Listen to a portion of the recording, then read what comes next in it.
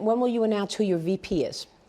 Not for a while. I mean, Not for a while. we have so many great people in the Republican Party, but not for a while. Well, what criteria are you using to identify who your running mate is? Always, it's got to be one thing. It's got to be who would be a good president. I mean, you always have to think that because, you know, in case of emergency, things happen, right? No matter who you are, things happen.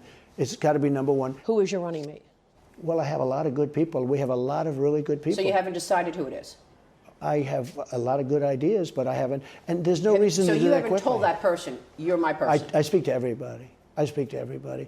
You know, I called Tim Scott this week, because a lot of people like Tim Scott. I called him and I said, you're a much better candidate for me than you are for yourself. When I watched him, he was fine, he was good, but he was very low-key, et cetera, et cetera. I watched him in the last week defending me and sticking up for me and fighting for me. I said, man, you're a much better person for me than you are for yourself, because for himself, he was low-key. For me, he's been a real tiger. He's been incredible. And others have too. So maybe it's Tim Scott. Well, it could be a lot of people. But it was interesting. I was watching Tim. I've been watching, you know, for a while. I watched him campaign as a candidate.